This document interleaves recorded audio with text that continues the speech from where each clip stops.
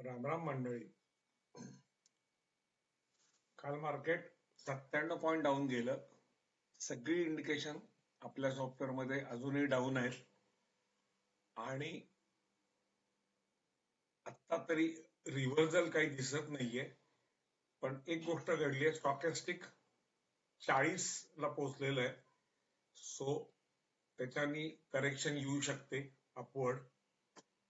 आणि जर का आपण ओव्हरऑल चार्ट बघितला तर आमच्या नवीन सॉफ्टवेअर नुसार इंडिकेशन पण सेल आहे आणि त्याच्यावर लॉस जनरेट झालेला आहे, कारण ते आताच्या इंडिकेशनच्या वर आहे ते आता.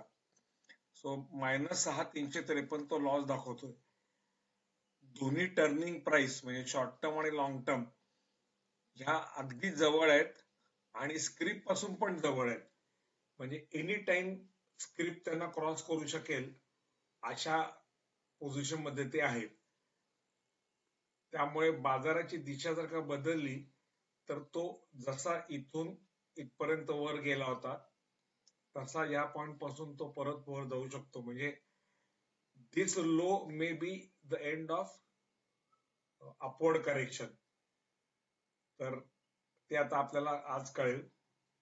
आता जर का गिफ्ट निफ्टी पाहिला तर तो जवळजवळ 100 पॉइंट कालच्या आपल्या निफ्टी फ्युचरच्या वर आहे. त्यामुळे तिथेही शक्यता मार्केट वर उघडण्याची दिसतेय. आणि आज मी फ्युचरचा पण चार्ट लावलाय, फ्युचर ऑप्शनचं पण आपलं सॉफ्टवेअर आहे. तर त्या सॉफ्टवेअर नुसार महत्वाचं मला जे त्यात मार्क झालं, सगळं रेड आहे पण पोझिशन अनवाइंडिंग बेरिश असा रिमार्क आलेला आहे. पोझिशन अनवाइंड होतीये म्हणजे काय, तर प्राइस खाली गेलीये आणि ओपन इंटरेस्ट पण खाली गेलाय. जर का प्राइस खाली जायला हवी असेल तर ओपन इंटरेस्ट वर जायला पाहिजे, त्याचा अर्थ नवीन शॉर्ट बिल्ड होत आहेत. पण ज्या अर्थी ओपन इंटरेस्ट पण खाली गेलंय त्या अर्थी काही लोकांनी पोझिशन अनवाइंड केलंय, पोझिशन काढून घेतलंय आणि त्यामुळे हा असा रिमार्क आलेला आहे पोझिशन. तर या सगळ्या सिच्युएशनला लक्षात घेता आज मार्केट वर जाईल असं वाटतंय. तर बघूया काय होतंय ते.